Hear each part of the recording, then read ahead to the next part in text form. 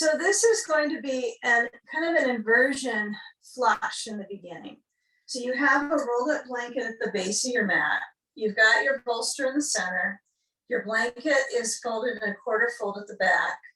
And then you've got a belt unbuckled, and the pieces are very far at the end so that you can make a big loop when the time is right between. It doesn't have to be perfect measurement, but it's between the bolster and the blanket. Okay, and then you're going to let your hip zone be as far forward on the bolster, but you're still on bolster.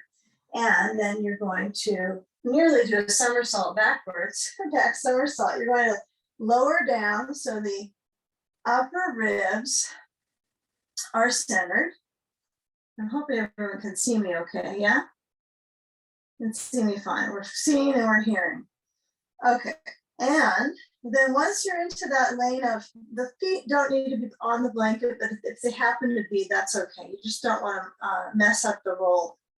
And so I want you to place your hands at the front of the hip bones, and they can just be your fingers kind of dart down to the hip bones. And maneuver your knees a little side to side so that you can sense pieces of the shoulder bones touching back. And then we'll lower the arms and they'll just span wide. So they can go out, they can be slightly tilted down. You choose, you don't want to go over the height of your head, but you might enjoy, taking a reach on each side as if you were kind of trying to make good measurements and length. I mean, you're not too different than that. I know if you're making something, you'd be pushing something out and measuring that length. So do that with yourself too.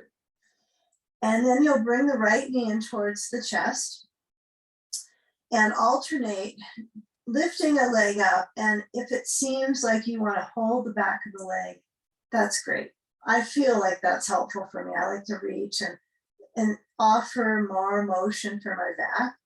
But it's also interesting to combine moments of just simply shifting the muscles in my lower back to try to accommodate that movement of the leg, just effort of it moving in towards your chest.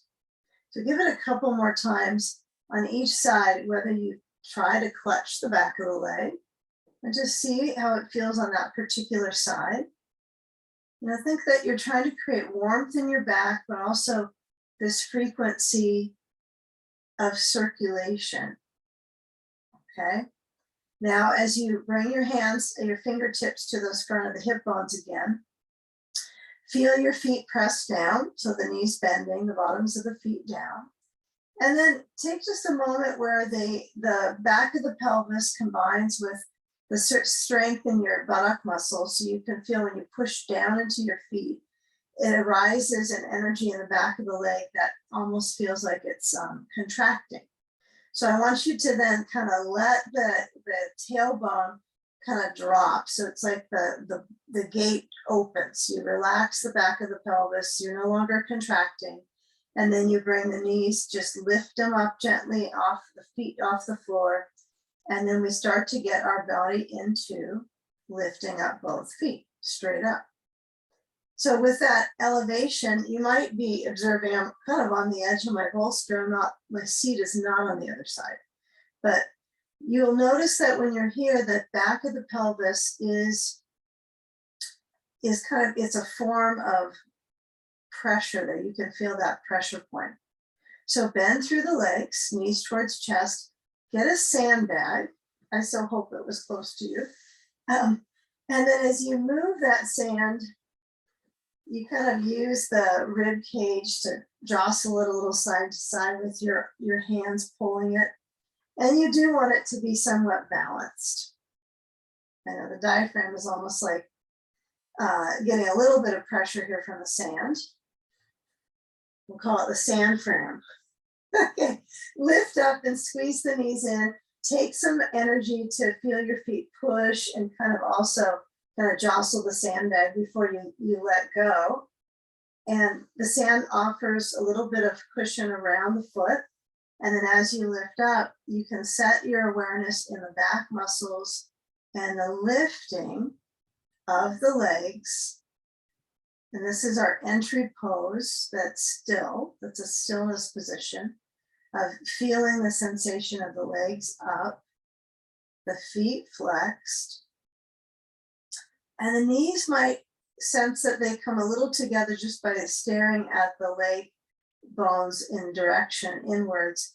So your work is almost at getting the front of your thighs, this femur bone, so it's not turning in. There's a little bit of outer rotation. It's really minimal, but what that might feel like is if you kind of stroke from the knee down to the front of the thigh, that it's relaxed. It's not gripping at all. Your quads are not tightening further. It's the hamstring that feels that pull. Once you feel like, okay, my legs are centered, we've done this a zillion times, let your arms span open. And then as the inversion kind of loads in the body, right, the circulation is starting to compute. Find a still point so that you're not moving too much with the legs. What seems like the most movement is with your breath in your belly body. So feeling that alternating expansion and relaxation on the breath. If your eyes rest, if you have an eye pillow, you might add that for this one today in the beginning set. Even if it's for a minute or two, just so that you can find that inner space slowing down.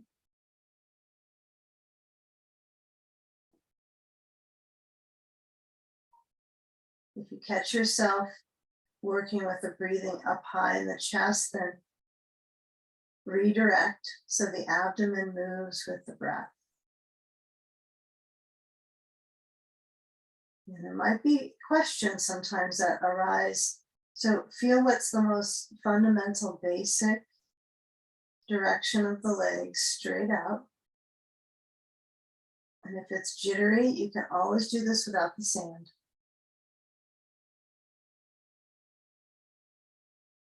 You can even put a chair under your legs and let your knees fold over that if that's more comfortable for you some days.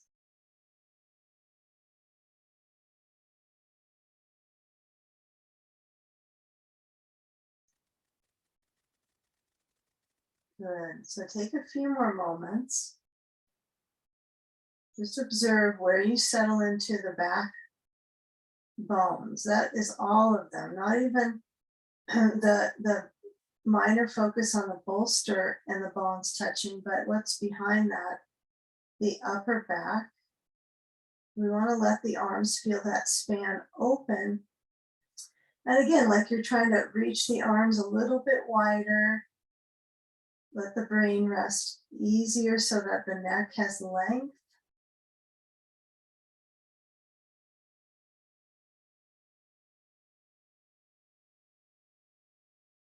Okay, now that we've had a few moments of this sense of Viparita Karani, this inverted action,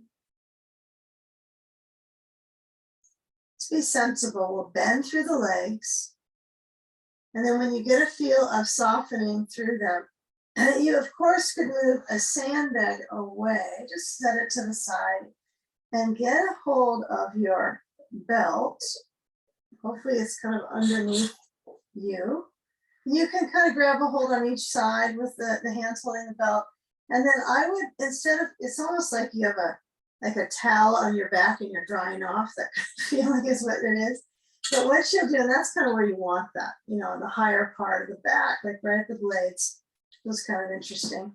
Buckle up and we'll find out how our measurement is, what you decided on. So I'm going to get my buckle part to the side, my dominant hand side, so I can change it with time. Bend the leg closer into the chest, and then place the right foot up into the belt. And this is too tight for me, so I want to loosen this up. This is why it's nice to have a long belt, because when you're a left leg, and you let the left leg lower down, oh, my blanket is just not where I want it. I'm gonna push it down and it's not gonna be as good of a roll, but I wanna feel that blanket kind of at the very base of my left leg, right above my heel. Okay, so anyhow it works. You don't have to get fussy and make it perfect. And you could if you feel like it. Hopefully you're not jamming your foot into a wall. But use that intensity with the belt. So if it was kind of tight in the beginning, you might find you can tighten it again. But I want you to work with that same leg offering that you just did moments ago with legs up. That's legs up. And here, instead of putting sand on that left leg, I want you to relax your left foot, use that blanket. Yeah, let the left thigh just kind of shake down a little bit, even if you do let it shake along thigh. But have this belt so it's high up on the back. Remember, we've done like boat pose. This is how high the belt goes. It's kind of near the armpit chest is what I would explain that as, or describe. And then if I move my arms back overhead, that's one idea. The typical is out to the side. It's like the easiest. But if you do try moving them back behind you, now kind of notice if there's a little bit of tenderness in the ribs. Go with what is comfortable in your shoulders. So either way is fine. But the key here is this stimulation of the femur on that right leg, all the way up to the hip. So it's quite a bit of resistance, right, that you can feel. So this is your complete resistance work that you do in practice for your leg and your hip. Okay, so it's not so much for our spine as much as it's for the hip and the leg. So if it's shaky, of course, what would you do? You bend your knee. Okay, and that could relieve that. You can also loosen up the belt. Okay, and the belt is under the ball of the right foot. So kind of feel the toes of the foot span out if that's possible for you. And then feel where you extend from your sitting bone. And then what we're going to do is cross the right leg to the left. So you just keep the same belt operation going on. You don't change it. This might be where your arms go from behind you to the sides. But if the belt bothers your chest, you can always shift it down, push it down so it's around the ribs, which actually might feel kind of nice, so that you can feel if that area has any movement of breath. Okay, so this doesn't go very far usually. There's not a big span that your leg can go. You're not going to drop it to the floor. The reason being is because your left leg is extending a little bit. The toes are maybe up or they're a little to the left side, but the left leg, you're not rolling onto your left hip. So you have to stay kind of prim and proper for your spine. Okay, so bend the right knee a little bit. See if you can carefully move the leg back up to center. If there's a lot of resistance or cramping, you get a hold of your belt with both hands and you help it along, because it's not an easy maneuver for your muscles. And then we take the right leg out to the right side, but this time bring the left knee up and hold it with your left hand around the knee. Let the knee release open, external rotation, so it just moves out. Okay, so as you move that right leg open, you might find it does go pretty far, but I would limit it. So you might have to tighten up your belt so it doesn't go too far out. You want to find a balance of each adductor. You want to add them up. Add some adductors. Okay, so feel the base of the spine centered. And it might even feel like that feels good, that the legs are cranking out or they're getting cranky. Okay, now, as you let go of the left knee, I would bring that hand to the belt and the right hand, and then let the left leg come down so the bottom of the foot is on the ground and the right leg is standing upside down now. Oh, it doesn't know that, but anyhow. So as it lifts up, try to push up with your foot like you're trying to break your belt. If you're working on pushing, just be careful you don't hold the buckle piece and squeeze it so it unbuckles, but push up. Okay? And then take the left foot up into the belt. Bring the right foot, let it go down to the blanket. If that blanket thing never worked out for you, it's okay. It's simply kind of a holder for the just above the ankle. I like it.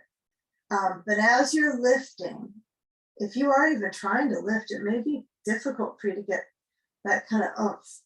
Maybe just simply this belt's holding you. This is when you decide you need to crank it a little bit more on the second leg. It might be pretty much the same response. And if you hyperextend on this leg more than the other, then you want to maybe give the hands some reach around the back sides of the upper back sides for how you're looking at it, the upper back of the knee. So it feels like it's just wrapping just above the back of the knee around the sides of the hamstring. And just see if you can get a micro, even less than a micro bend, just very mini micro. And then arms open out. It might pop back where it was before you touched it though. Our muscles have memory. They're the only thing that gets to have memory, huh? Muscle memory is pretty good. Let's go back to where we were. All right, so feel the eyes close. That way you can scan the inner awareness through the leg.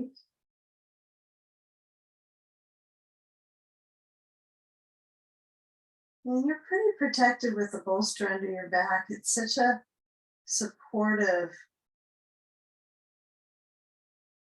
and it collaborates with the pose nicely.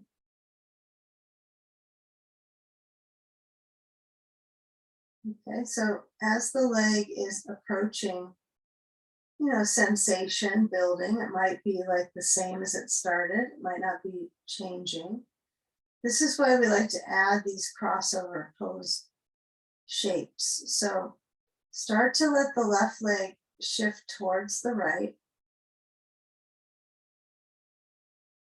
Push through the foot. So the muscles in the back of that left leg, weaving to the side of the leg, up into the hip, into the glute. So your right leg can be relaxed. You don't have to be forcing the foot to flex and the toes to be in a perfect vertical position. But you'll feel when that leg crosses, sensation that maybe builds in the leg and the hip. Maybe it's just leg for you. And the hip is so kind of supported by the bolster, you don't feel it starting to maneuver. But the one place I sometimes fuss with, and it's probably out of boredom, is, just trying to let my shoulders shift and move the rib cage. But probably the most basic thing you can experience is the best. Just feel the simplicity so you can remark on, well, how your hip is doing, how your leg muscles are responding. If it's really stiff, that's pretty normal on this pattern. Because I feel like my legs are fairly tense with these three poses with the belt. And bend a little bit through that left knee. If you need to use your hands to hold the belt, do so. I like to try to use my coordination with my muscles and see if I can do it. This left hip though, when it's getting pushed back like this, it's like weight training. There's resistance. And the slower you go, it's probably even harder. So you might pick up the pace with it. It's like balancing the bone. So the left leg moves out. It tries to. The right leg lifts and you hold it with the right hand so that knee is open. Now my foot's going to be in right in the edge of the screen there. But you'll get a feel for how your range is through the leg attachments, right? For the crease at the inner thigh, which is the pelvis, right? That's where it attaches. Okay, so I would keep a hold of that right knee. Let's say you could do this without, it seems to be a little bit of a strain. You know, there's a slight struggle with that, but maybe you're comfortable without touching that right knee. It's going to probably also add more stretch to the right thigh when you have your hand on it. Okay, so be careful that the directions don't necessarily just go outwards, you know, external, but they're also the weight of the pelvis is balancing. Okay, so just a few more moments. I know, even if they're ones that you would like to pass on, just feel. You're the only one that gets to feel your body like this. So it's just you and you. Okay, so as I let go of the hold of the knee, then I get the belt and I let my right leg lower back down. Now let me think how you might want to work with the legs. We'll keep the right bottom of the foot down, knee pointed up. And then I want you to bring that belt to hold to the left foot. I think the last time on our first side, we had a few initial moments with the hands holding the belt for this engagement. Okay, now the legs are gonna really both go in this outer sphere. So you'll need to get your arms inside the belt. So you're gonna you have to kind of bring your shoulders in a little bit. Then reach around to the belt. Remember, brain float, you'll slide the belt from the back of your head, but up. And then bring your hands, actually not your hands, sorry, your feet. Those are not my hands, inside the belt. And then push the feet out. You could hold the belt. I kind of like this approach. Sometimes is keeping a hold. I sometimes having the feet just independent in the belt, not me coordinating it with the hands, straight too. So you decide in the moment. Okay, if it's not too shaky, maybe go without hands. And the legs, they're used to doing their own thing without your hands helping them along most of the day. So feel how that adjustment is. And you could certainly bend the knees and you could let the legs straighten. You could do a little alternating pulse, a little bend and a little lengthen. The last thing I would recommend would be rocking side to side with this one. I mean, we're going to go to that next, but with the legs span out, it's a little challenging for your lower back muscles to get that gripped up. Okay, so before we start to shed this inversion, I want you to notice how the rib cage moves with the breath. Remember, inversions are helpful for the breathing muscles, mostly because your hips are lifted, the pelvis is tilted. The diaphragm has to work extra against gravity.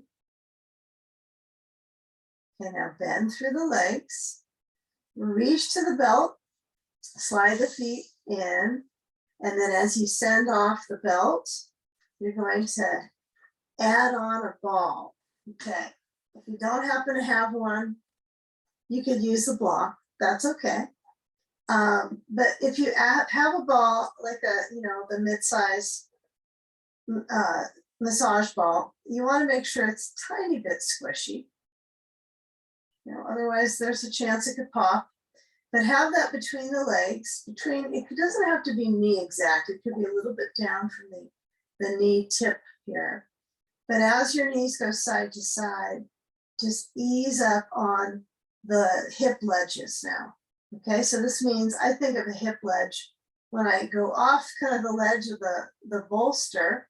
I feel like I'm rolling over to that shoulder when I go to the right. The only thing that I'm not rolling is my neck. And I want to keep my head back center. And the reason why is so that my shoulders, and well, actually more with that, my chest can open. So you want your arms to be spanning open. And so when the knees go side to side, it's stretching your chest. It's pretty mild, isn't it? But it does help support that circulation and the proper alignment for your spine area. Right? The spine attachment to the shoulder. Okay, now take a few more of these shifts, knees to the right. Maybe they scoop up towards your arm. I mean, they're not touching your arm likely, but you let the knees shift to the side and then see if it scoops up towards the arm. So it's kind of like a motion to the side, and then you kind of try to tuck the knees in towards the chest even. And then as we come back to center, let's just do 2 more total. Okay, if it feels like you're putting weight back on your skull, that's true. That's the inversion part of it. Okay, and as you bring your knees back center, hands to the bolster. Let's see if we're ready for this part. And knees to chest, but push the bolster away. I'm learning that if you get a mat, a new mat, that's a newer mat would be sticky. That bolsters don't move very well. No, this isn't a new one. I did get a new one, and I had to get out the old one because it was too sticky. I couldn't move the bolster on it at all. It was just stuck. So one of these days you'll observe me trying to wear into it, but not today. Okay, so maybe I'll get my cats on it. Okay, squeeze into the ball and just spend the energy on squeeze and release. Can you do that action with the legs, squeezing in and releasing with your arms relaxed? And most importantly, your face. I don't know if pretending to smile or be beaming and smiling would help you not tense up your face. I don't know if that's true, but you want to get a feel of just isolating that pelvic floor work. Not many of us want to get our brain floor to be more tense right at the neck. That's not usually a good idea. So we'll focus on squeezing. So all I'm doing is pulsing, squeezing into the ball and releasing. So the block would be very different, right? For that, it would be kind of a little bit irritating because you're squeezing it and it doesn't respond. Doesn't do anything. It just, well, maybe your foam, if you have a foam block, it would push in, but they're pretty resistant, those foam blocks. Okay. Now, the next time you let the legs just hold the ball, just lightly hold it, get a feel, are your feet able to push down into the bolster? If you push down and you feel like you're kind of not exactly down into them, then I would just hook the feet on the other side of the bolster, make sure that it's close enough so it's easy reach of your fingers to the bolster. It's that close. Okay. This way your feet are probably a little bit under your knees. Yeah, that looks good. Okay. All right, push down into your feet, lift up through the hips, and emphasize the strength in your hips. Okay. It's possible they can get stronger. So you don't got to give up on those. And that's such a protector of the femur bone, and got to work on these areas. Now, if your knees are feeling an issue and the tissues there, what you might use is putting the bolster a little farther down. That might be less intensity on the inside of the knee. So you can always adjust. If you don't like the ball, you could toss it, that's fine. But as your arms go overhead, and you've probably already come down, I bet, but as your arms start to lift towards the ceiling, lower the spine, but feel that curl on the base. So it might feel like it's mid-back, then down to the tailbone. If anything feels out of sorts, like, oh, I'm not sure if it's doing okay, pause and breathe before you decide something's wrong, right? So take a moment to breathe yourself through that awareness. Now, when you come up with the hips this next time, I want you to not be working on squeezing the ball. It's just a spacer to help your lower back. So as I lift up, it actually just creates some fundamental direction for the legs. And then you're lifting and lowering, and the glutes the buttock muscles get fired up when you lift the hips, right? But they don't necessarily fire up when you push the feet. So I want you to notice when the squeeze of the buttocks happens, it's when you fully lift, which there still may be a hinge at your hip and you're not quite able to perform that full lift. So if that's happening for you, instead of trying to squeeze more, I want you to work on the pressure of the feet and that resistance to the leg bones, and then lower. Okay, we're going to add some blocks. So let's try this with the ball. If you have a ball, keep it in. If you don't have one, you're going to need your 2 blocks for this one. So get a block set. Okay. All right. So the blocks are going to be at the mid-height next to your hips. And then as you know, this idea of getting your chest lifting, I think is a little bit of an exaggeration. It is taught like, get the shoulders back, the chest open, but you know, at some point the chest is going to go back to where it was before anyhow. So I don't know if these performance maneuvers are actually doing a lot. So use your elbows by the sides like you got little robot arms pushing, and then lift the hips, okay? And then slide. You might have to adapt with your clothing here too, because you don't want your block to push your shirt off. But bring your blocks in together and they're under, and you want to put them up so they're right at the base of the lumbar. I guess, no, not the base, but the base of the thoracic. So they're not touching and pushing into any ribs at all. So that's kind of a nice information of where does the lumbar begin, right? So I'm like, okay, I got my lower curve of my back, and I'm just using the ball so my legs stay in good form. It doesn't need to be squeezed. You don't have to squeeze in, but get a feel here. Let the shoulders set back, okay? And then bring your arms down. And this is when you might be able to kind of apply this maneuver where you feel where the left shoulder is and you kind of nudge the ribs to the right and roll that shoulder down and in. And then you go to the left rib cage, moves to the left side, the shoulder rolls down and in. Because some of you might know this is a pose that has been taught where you hold your hands under your back and you interlace and grip. But instead of trying to torque our arms around, which I think could be difficult on the neck, we're just keeping it really simple here. So if you need to roll down in a few more times, and you're kind of nudging it at your own pace, it slides out usually a little bit, doesn't it? It doesn't stick. Okay, unless you have a really good sticky mat, that might work. It might be a reason for a good sticky mat, because if you roll your shoulder down, it'll kind of stick you. It'll keep you stuck to it. But I have learned that sticky mats and bolsters, that's not the great combo. All right, if you try to push them around, they're stuck. So let your eyes settle into closing. Doesn't mean the class is closing, but your pose is settling. You got a ways to go. But get a feel how you enjoy that centering of the back, where the shoulders are back. Breathing slow.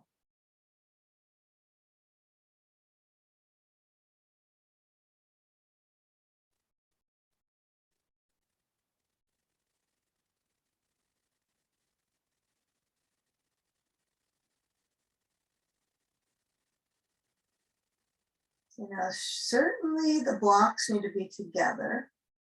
They're defined together. And then I want you to feel the lower abdominal muscles activating by lifting your heels up and then sliding the toes so they're like on the bolster, and then lifting the feet off the bolster, knees are pointing up, and maybe you lift your feet up as well.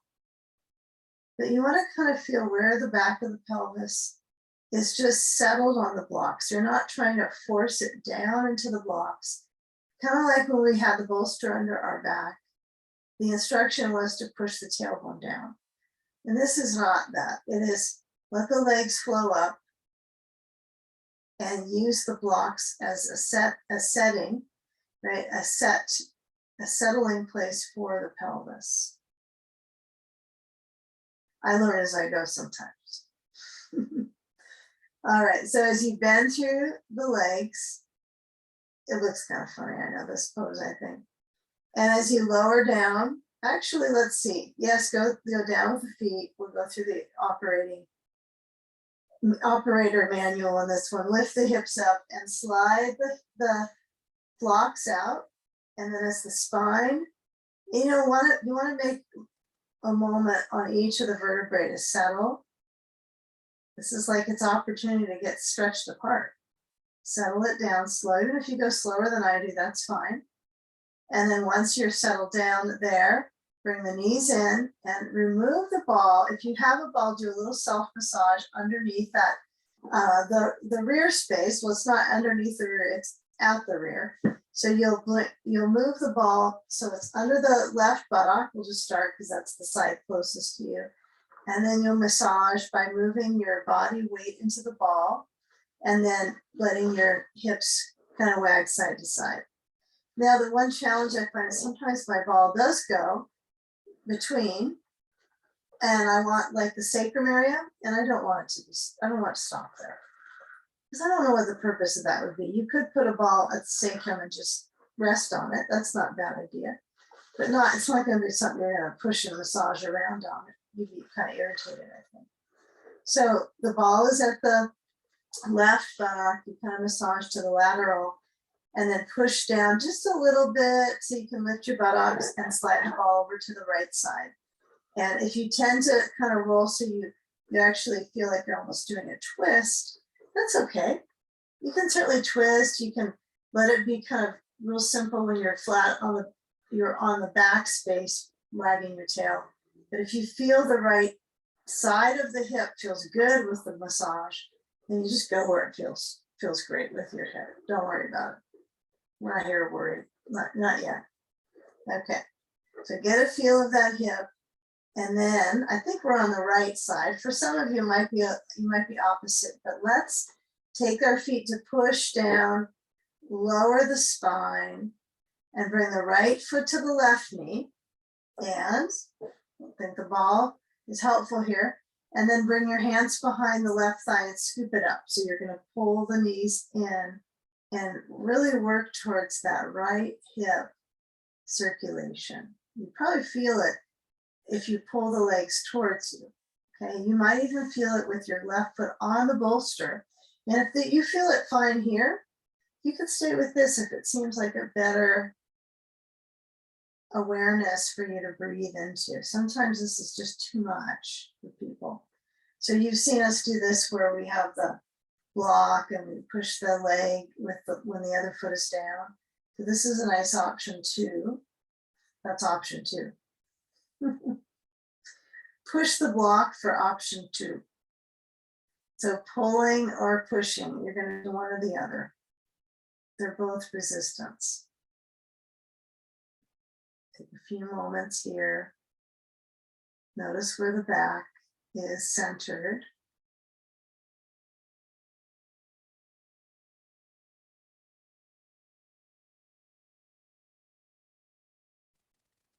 Lower the left foot and just take a nice swap to the other side. Right foot down, left knee bent. Well, actually the left foot crosses up just to the knee, so it's not over the leg yet.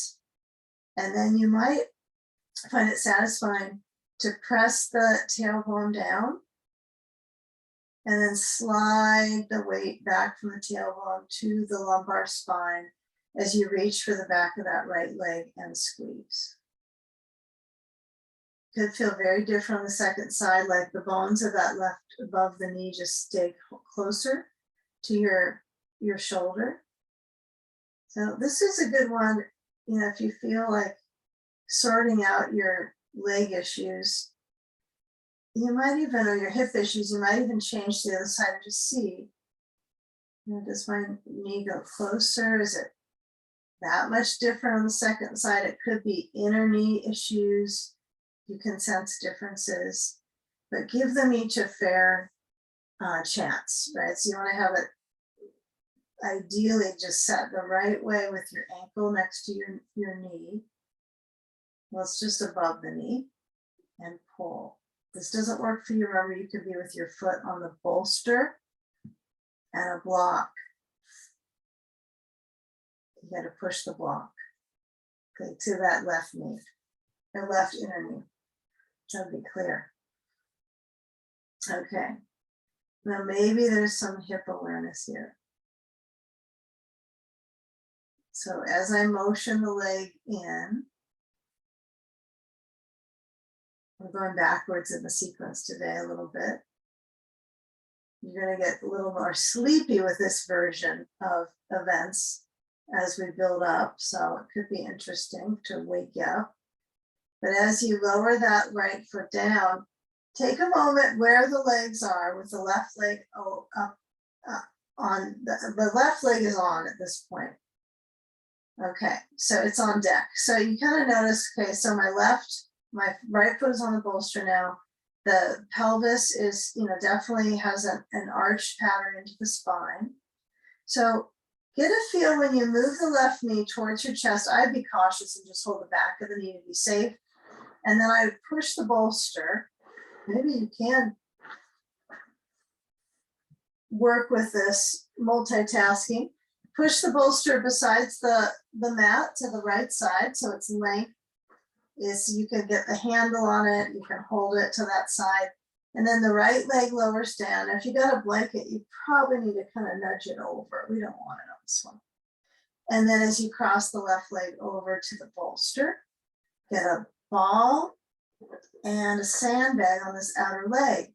If you get here and you feel like a little out of sorts with the pelvis, it's too quick, you could bring both knees to the chest. You could kind of circle around the sacrum both directions if it just seems too fast for you to get into the shape. It's not, you didn't get enough warm-up time. And the sand is, I think, quite useful for the circulation, but not required. If you already feel enough, you don't need to add sand. So feel that crossing of the left leg and let your head roll to the left.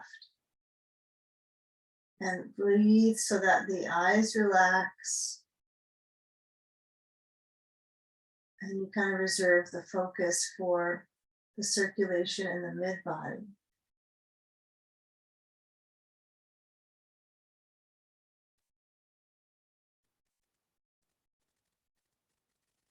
Stretch the breathing muscles.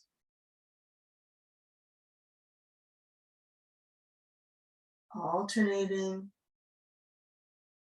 So there's compression and expansion with the breath. It's kind of funny, expansion sometimes feels internally like it's compression, right? So when you inhale, it's the tightening part of your lung work, and the exhale is letting go. So there's always to think about these things, but let the body twist. Don't think about it too much. Enjoy it.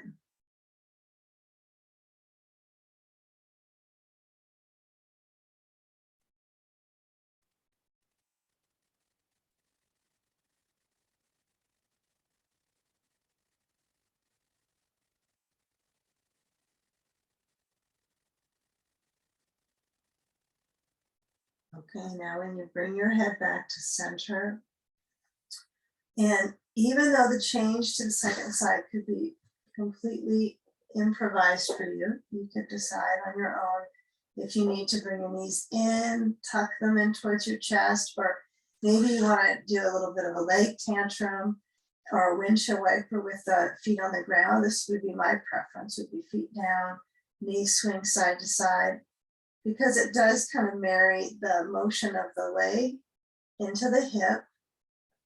Okay, and then get your bolster to the left side. If you've got that blanket kind of in your way, this will be when you push it so it's not part of your situation for until we get out. But the left leg is straight down, and the right leg, it kind of swings the whole body from the hip to the ribs to the left, right? But Still, the discipline of shoulders back is part of it. And this is what's helpful before we get up, right? We're trying it this way today. Even though I do admit it does make you a little bit more of a kind of a dozer because your head is back and at some point you start to get more relaxed in the brain, but that's okay. We can be active from being calm.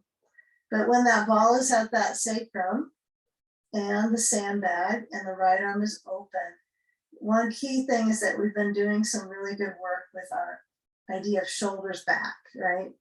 Because when you're lying on your back, you're doing that work in your yoga practice. When you're sitting up, it's a little more challenging. Okay, so let your head maybe roll to the right. Breathe slow. Yeah, enjoy the momentum of the in and the out breath.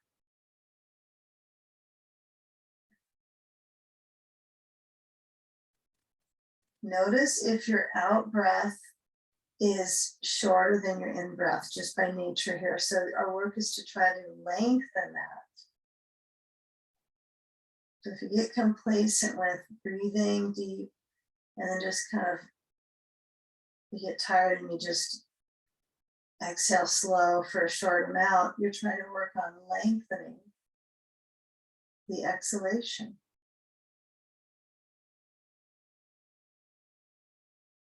Right, it's good for the lungs, it's good for the blood, right? This is a really good thing for blood pressure here. So we're trying to work with that alternating, lengthen the exhale. Even if it's a little challenge here. So as we let our head roll to the right, some of these are repeated instructions that you remind yourself to go back to that idea. I know, repetition, repetition. Sounds like it's a rule. I don't know if we have rules, but there are some baselines here that we work from. So get a feel where that hip is stretching. Is it in the thigh? I know that's not where your hip is, but do you feel the extent of the stretch into your leg? So it's beyond just the top of it into the hip bone. You kind of notice, and I guess hip bone is probably not a good statement because there's all the muscles that we're stretching. There's just so much more than hip.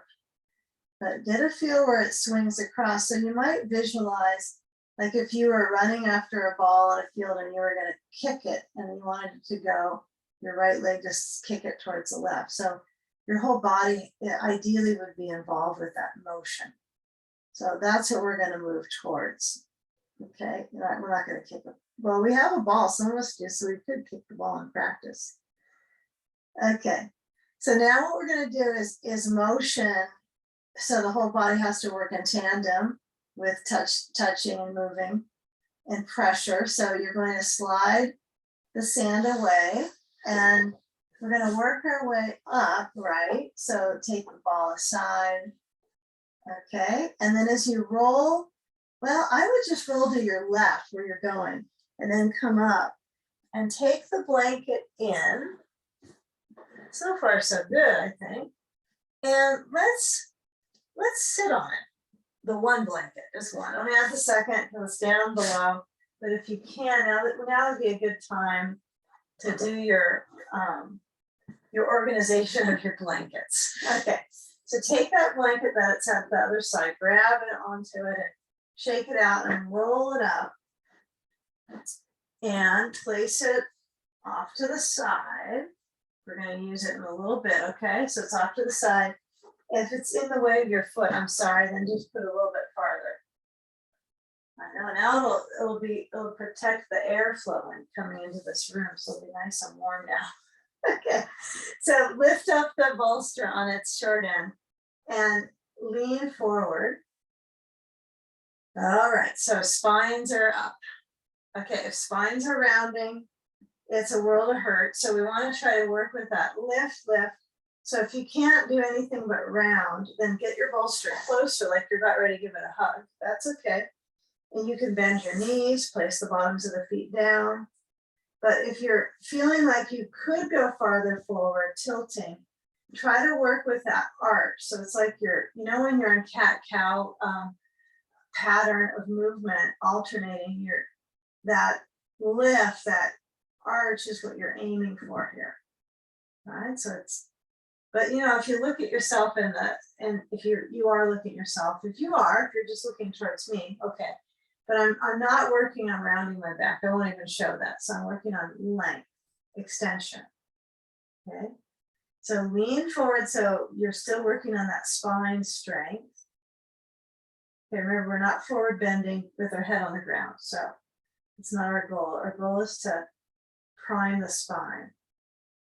We'll call it spine prime. Okay, now let's push the bolster. Let's see where we want. Let's put it over to the side. Then bend the legs however you like. You probably have a habit of getting back to hands and knees. What side you usually bend towards? I would just go to the other side so you have a different practice. It's probably a knee issue. I notice it is for me. So I'm trying to just change my coordination with my arms. So eventually find your way to hands and knees. And take a look to your knees. If they're really far out, you want to have them about hips distance. And feel when that left foot lifts up behind you, you're going to stretch the leg back because that's the only way it will easily lift and lengthen the leg. And then bring that knee towards your forehead, chin to chest. Place the knee down and switch the right leg back. And your head could reach forward. You could try to work with, I'm trying to get my back to extend. You can have your facing straight down. Eventually you have to bring your head facing down. And then tuck the right knee in and the chin towards the chest. Great, and then settle the knee back down and round your back to cat. Inhale, arch the spine. Right, this crown and the tail move away from each other to stretch the waist. But in some ways they move towards each other, don't they? So round the back to cat. Inhale, arch. Take a few more moments, feel how your hands respond. If you want to have them a little farther forward and out, it's okay. Right, it might feel better on your wrist. And now at some point, we're going to tilt our hips back so it feels like we're stretching our arms farther forward and out. And then pull yourself forward and let the spine lengthen. I know this sounds funny, but it is spine lengthening. Extend out of the spine to lift your head to up dog. Strengthen. And then come back to downward dog, so toes under. And if you need some momentum to get back, to get your hips back, you might go a little forward and back a couple times, like you kind of are rocking. And then you move back to lift the knees. Some of us find different ways to lift off, I find, you know. And then you might pedal out your feet, alternate bending your knees. Try to work your calves into a stretch. So feel the roots of the toes into the balls of the feet. You might not be so lucky to feel the roots of your toes. I feel mostly the ball of the foot. My toe roots aren't quite pushing down. Maybe they need to grow more. And then the heels reach to the ground. Okay. All right. Now, if you wonder if I can't get my heels down, what might help? One thing that really does help is to get the blocks under your hands.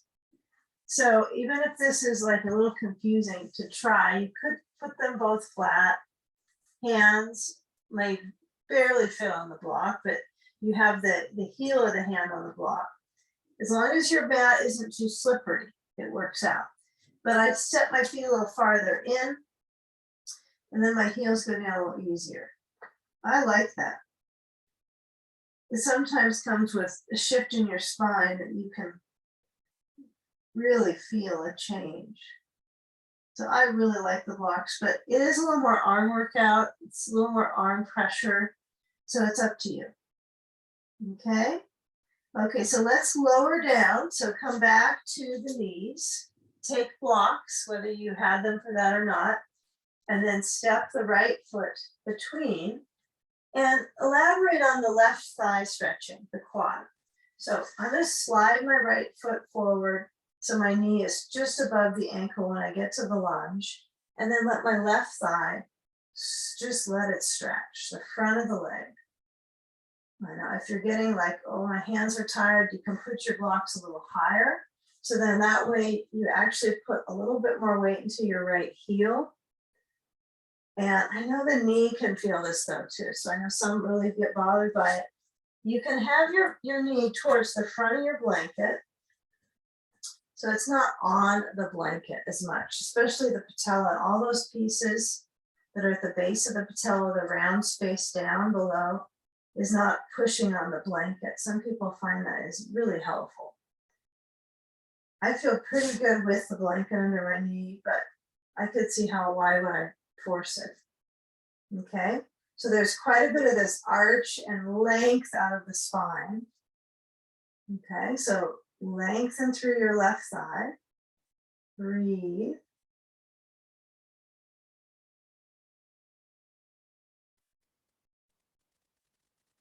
Okay, now as you push down to your right foot, I want you to step forward. So if you're near a wall, be careful. Step the left foot forward and take a moment here when the knees are bending. I have to scoot back quite a bit. So your knees are bending. You'll place the hands on the shins. And you're going to stretch your head a little forward so you're not rounding so much in your back. You're lengthening out of your back. Okay, door one is here. Door two is to lower the ribs down to the legs and stretch the spine. Let the sitting bones lift up. You can bring your hands to hold your elbows and then head down for traction. Of course, you go at your own pace. Some things will make a lot of sense and some things you'll make more sensible by your own organic decision making here. So some of it might work for you and some might be different for you. Change it as you need. Take a deep breath, feel the back moving with your breath. Exhale completely. Let your head relax.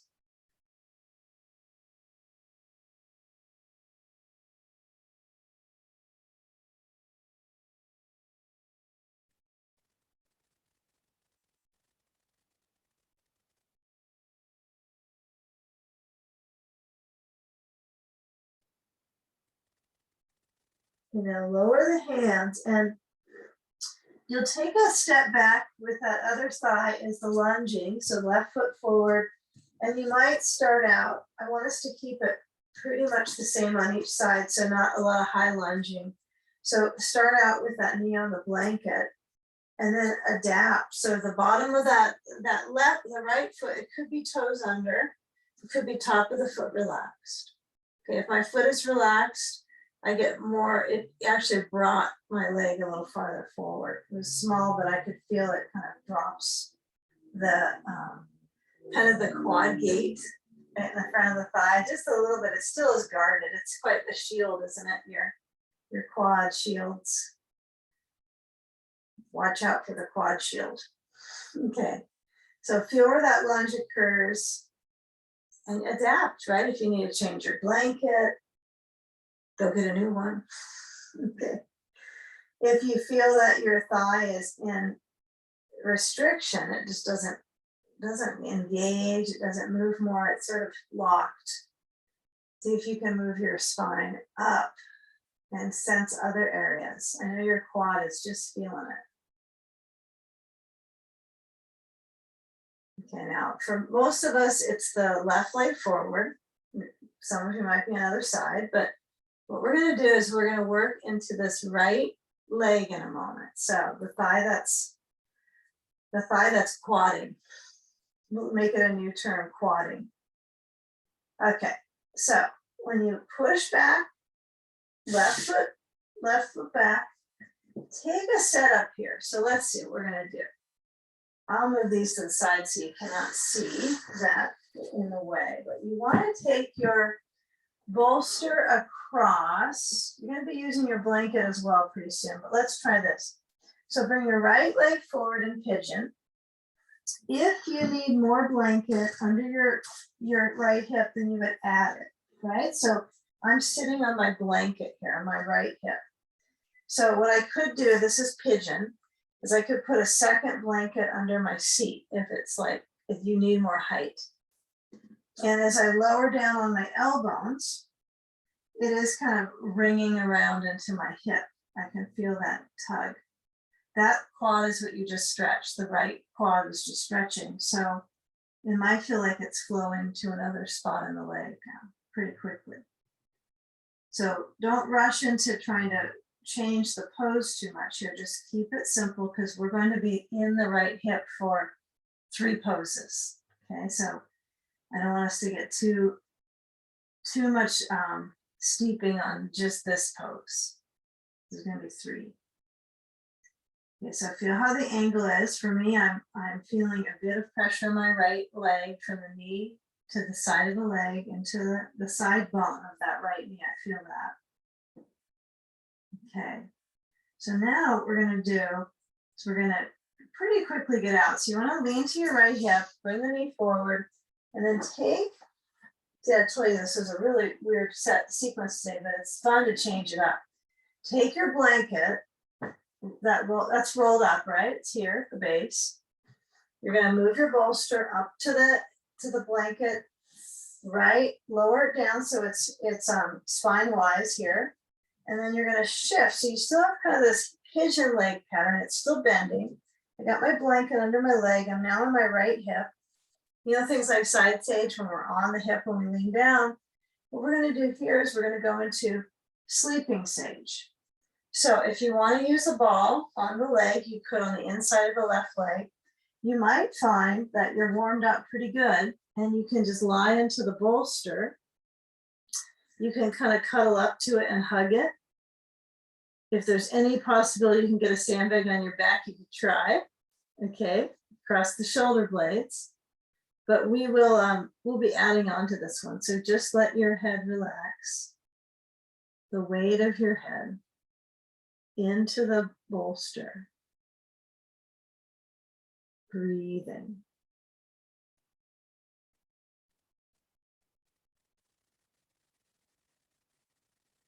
So see if you can feel the chest relaxing.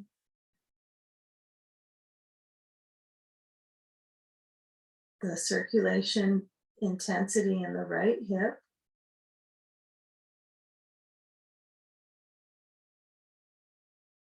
And simply receiving.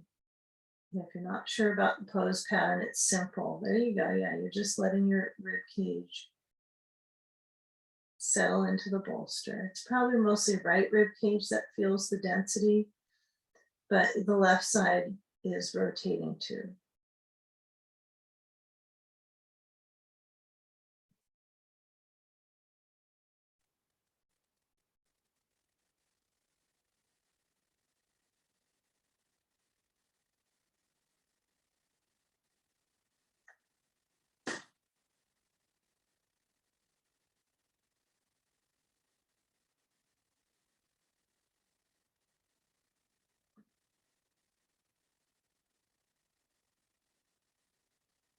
You know, you can leave the bolster just this way. This might be something that you've done long ago. We used to do the side sage this way.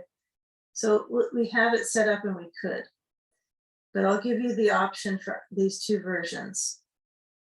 So first one is you pretty much stick the pose base the same, but you push into your hands to lift up, your sand falls off, and you side up to the bolster, right? So your right side of your upper thigh, you know, when you use the ball at the greater trochanter, I guess that's kind of right where it's at. And then you lengthen that right arm. I actually like this version sometimes. It's been a long time. And reach the left arm overhead and hold the left wrist with your right hand. Okay, that's one option. It's a little bit, you're kind of teetering well in balance, aren't you, with this one? So you could try that. You could add the ball. You could add sand on the side of the hip. But I'm going to show the other option just in case you're not privy to this for your shoulder. Some of us, our shoulders just will not push that way. So other option is I get a block, and I just take this blanket. I would say probably half of you would want this version. Block under, blanket, so you cushion, and then right arm is in the middle of the props, just like you're used to with side sage, same thing. And then sand. The only difference is the block was added. That's it, and it's underneath your head. So this way, underneath your blanket. Yeah, I guess I prefer this one. I think of the two. It just seems like a little more easeful for my back muscles. But if stretching the right arm and the left arm, you want to try that today, you could, and then try to hold the wrist. That's certainly how we started this pose when we were younger. When we were younger, we did the pose the other way. That's the younger way, I think. Yeah, I like to have my sand ease in this way, and those kinds of things that I've grown to adjust my body towards ease. So you be the decider with your bolster setup and the sand, and then let your body stay in it for a few more moments. Use the ball under that left inner leg if it's helpful. Just use it. Yeah, there you go. So the right leg does have to set itself next to the bolster. So let's say you feel that right leg kind of motioned right next to it, but it feels like you could stretch the leg farther up. That could start happening to you. You have more length in the spine than you were giving it. I would just try to settle into what you started with here, not try to overdo it. Just accept it. Because the ribs are where we're breathing, is the intercostals. Feel the movement of the ribs.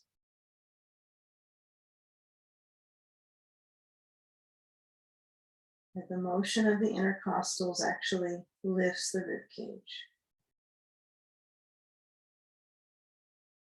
which only happens when you breathe deep.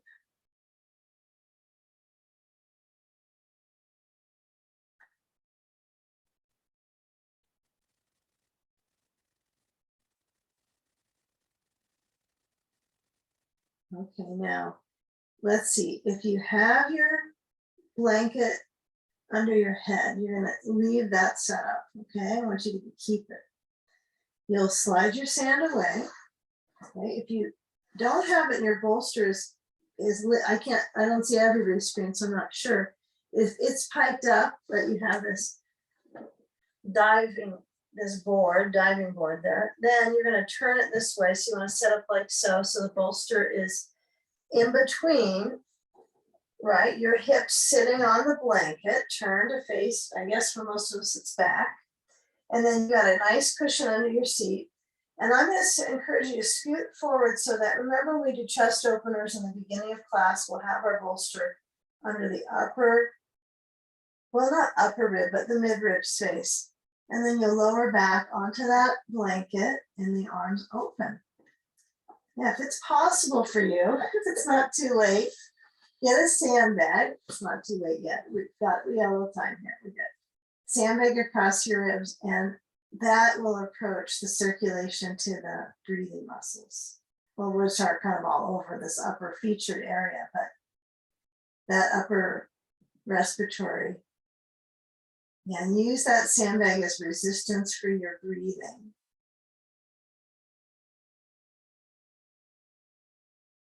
I know it certainly requires you to engage. But if you ever have the sand on this area and you don't engage the breath, like try to have a strength test with your breathing, which is what we do with the sand.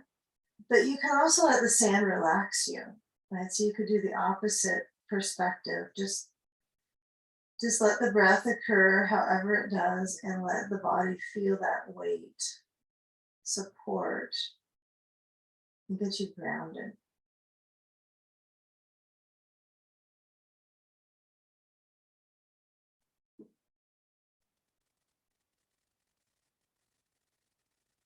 Okay, now shoulders back, a few more breaths here.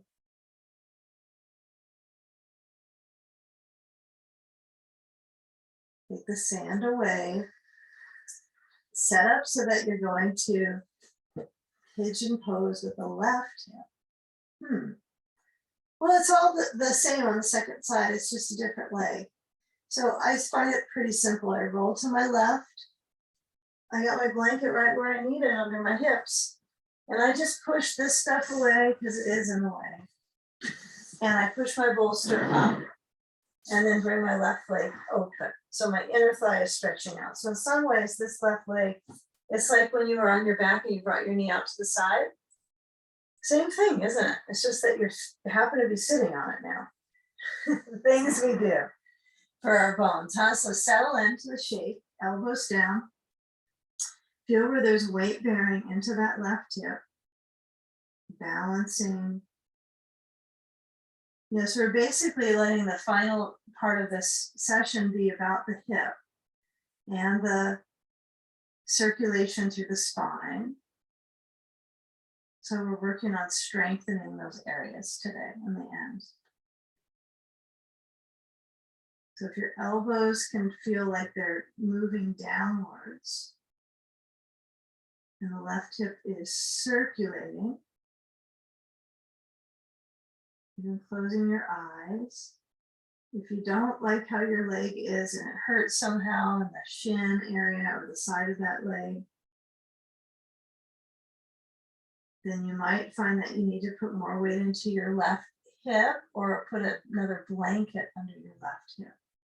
Or if that's just too much to add on, you actually might be able to just use the ball right under your left foot off right here and just use that because it's easier to get a hold of an adaptive.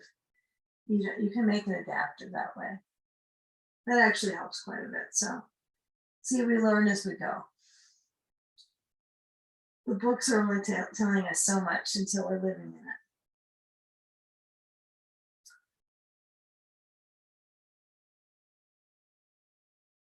Well, I think that's a good addition as the ball for pigeon. Okay, so feel if your back muscles, you can feel where there's like probably a good engagement here in the lower back. So we kind of keep that when we take the twist. We move anything that's extra like a ball. We bring the left foot towards the right thigh. And then we take the bolster on top of a blanket. Yep, I'm going to kind of just fold it a little bit more. So I have a nice little tilt, right? So the platform is elevated. My terracing my props. Okay, so feel the weight into that left hip. Now you might notice how close the pigeon and this pose are. And then head turns to the right side. So we have head turns right, relax. Your arms could be open. They could be reaching a little bit. Yeah, you decide. I like, just to feel where it's comfortable for my shoulders and my head, relaxing my brain down.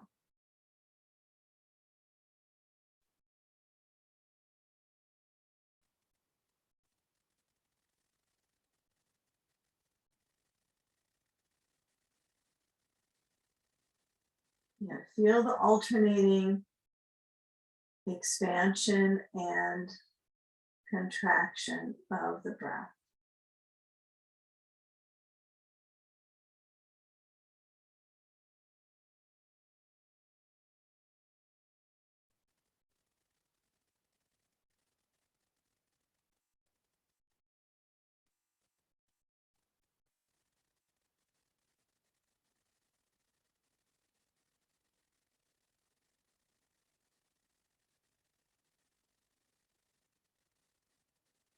Okay, now keep unraveling here. So you're going to just shift to your left hip on the side.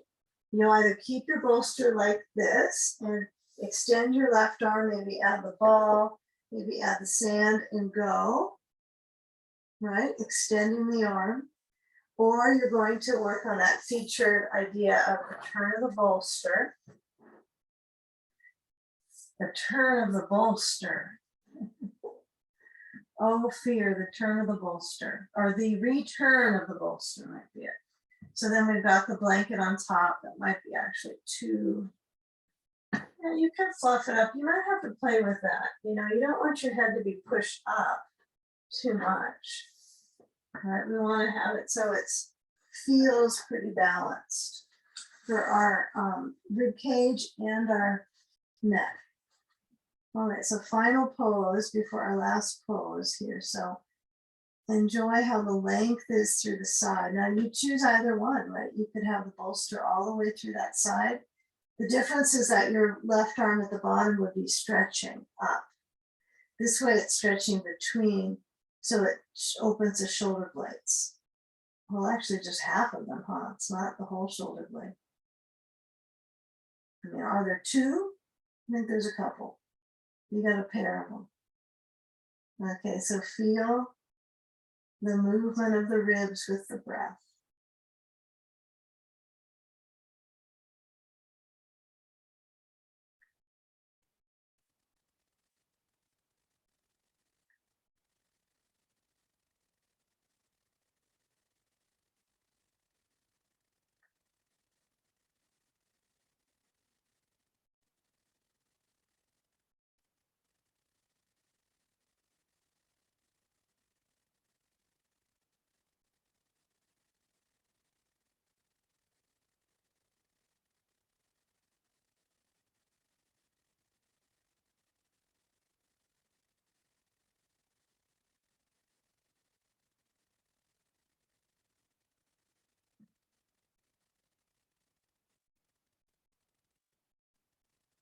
You know, when you experience that length in the side of the hip, right, the waistband, then we let that shift. And we're going to use this bolster setup to keep a little bit of, we're going to kind of terrace the props again. So when you turn to that left hip down, elbows down, and then push into your hands to get yourself up. And then let's see. Let's take our, if you have a block behind you, take it out. Keep the one blanket on the bottom. For all of us, add a blanket to the bottom. Then you have your bolster up. Then you slide this blanket out and put it on top. Turn so that you're facing probably the back again and set up for Baddha Konasana. And if you're a little bit cool, you want to put a blanket over you, probably over your feet. That would be good. But you could also add the sandbag to your feet. I think that's pretty nice. And then have your blocks so they're tilted up high enough to feel like there's ease in the back muscles. It's not necessarily that it's a hip only position, but if your knees are high enough, your back is a little more relaxed. I think this is balanced, yeah. Feels a little bit off center. Okay. Maybe it's me. So spine back, brain supported. You might bring the hands together and rub them so that you create a nice amount of heat into the skin of the hands. And place the hands over the eyelids, closing those eyes. And when your eyes are closed and you feel that merge of heat and darkness inwards.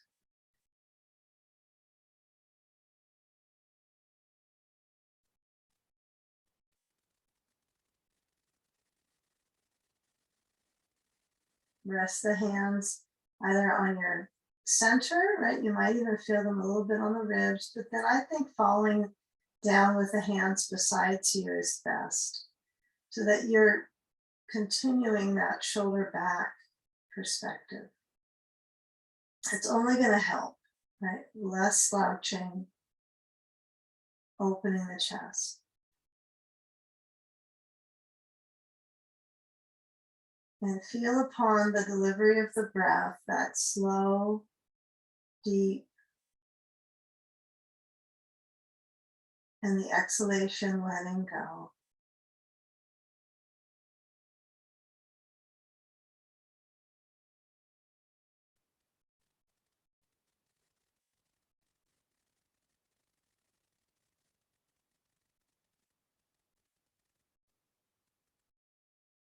It's a good one to make sure the blanket under your head is really supporting you. Right, so you can even adjust it so it's higher underneath your occiput so that your neck is completely releasing. It'd be the same image as if someone was holding your head and you're relaxing into their hands. Sometimes adjusting that is kind of fun to do, just to kind of feel what that's like. Of course, we're not asking you to push your chin to your chest, but you're getting a feel of support. So the space from the skull to the neck is lengthening.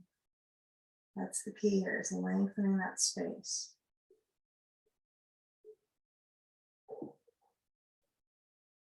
Not shrinking. Relax into your in-breath.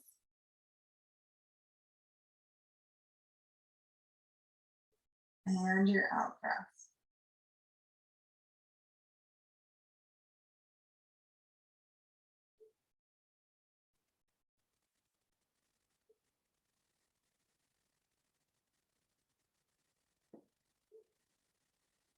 Swallow to clear the throat.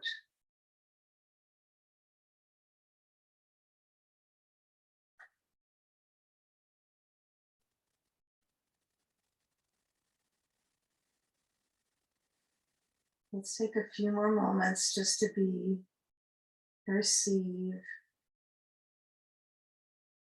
And if you like this shape and you want to stay here a little bit longer, even past the full conclusion, that's fine.